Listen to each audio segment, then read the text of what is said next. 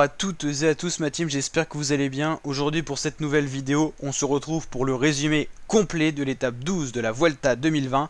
Une grosse étape de montagne comme vous pouvez le voir avec le profil à l'écran. Courte, seulement 109 km, mais alors qu'est-ce qu'elle était dure. Je pense que tous les coureurs ont le même opinion là-dessus. Avec une arrivée quand même à l'Alto de Langliru, classé hors catégorie, avec une arrivée à 1600 mètres à peu près d'altitude. Alors, comme la classique, à chacune des étapes, une échappée s'est constituée dès les premiers kilomètres. On a pu retrouver Guillaume Martin dans cette échappée, l'actuel porteur du maillot de meilleur grimpeur, qui a voulu défendre et honorer son maillot. Il a bien géré toutes les ascensions du jour, personne ne lui a vraiment disputé le maillot. Il a donc ce soir un total de 74 points pour ce maillot de meilleur grimpeur. Donc belle opération de Guillaume Martin qui ne peut plus perdre ce maillot par rapport aux points qui seront distribués dans les prochaines étapes, dans les prochains jours. Il faut juste qu'il arrive à Madrid, tout simplement.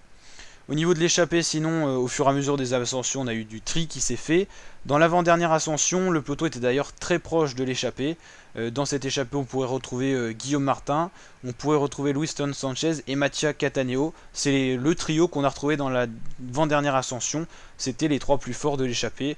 Les autres ont été lâchés, ils sont passés à la trappe tout simplement, comme on dit dans le jargon. Donc, dans l'avant-dernière ascension du jour, il restait une échappée, un trio. Derrière, au niveau du classement général, on a eu Esteban Chavez qui a lâché dans cette avant-dernière montée. L'Alto de Cordal ici, Chavez lâché. Ensuite, quasiment arrivé tout en haut, Chris Froome qui a lancé une très grosse accélération pour amener Carapaz. Finalement, très bien géré par les Jumbo-Visma. Ensuite, on a basculé dans la descente. Les hommes d'échappée se sont fait reprendre dès le début de l'Alto de Langliru. Et ensuite Guillaume Martin a été lâché, c'était le dernier français lâché, sachant que Marc Soler, David Gaudu ont été lâchés également, donc plus de français dans le groupe de tête, le peloton, et surtout Marc Soler, le 6ème du général, terrible défaillance, qui va perdre beaucoup de temps à l'arrivée. Au niveau du groupe de tête, alors Jumbo a fait rouler, Robert Gesing dans une première partie, Vingegaard, et ensuite ça a été le tour à Sepp Kuss. Ensuite on a eu l'attaque d'Henrik Mas qui a bien attaqué dans le peloton des favoris alors qu'il restait plus que 10 coureurs. Il a été suivi par Vlasov, il a été suivi également par un impressionnant Hug Carty qui a contré, qui est parti tout seul pour aller s'imposer, s'adjuger cette étape 12. Hug Carty qui a été là, Roglic qui a été défaillant, il perd pas beaucoup mais il a perdu une vingtaine de secondes sur Hug Carty.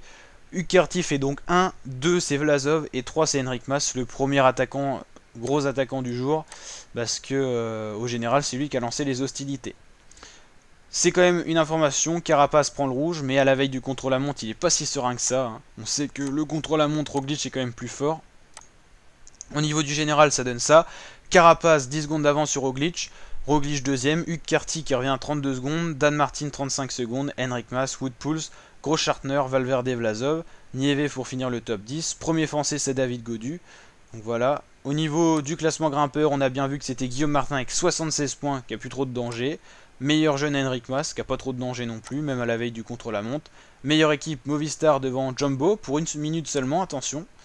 Maillot vert c'est Roglic, maillot vert solide. Voilà pour le classement top 20 complet. J'espère que cette vidéo vous a plu, si c'est le cas n'hésitez pas à la liker et à vous abonner pour suivre avec nous la Vuelta. Et pour être tenu au courant de tout ce qui va sortir. Et puis bien sûr plein d'autres contenus à suivre sur ma chaîne YouTube, n'hésitez pas à les checker. Je vous dis à très bientôt pour de nouvelles vidéos. Ciao ma team, ciao mes fratés.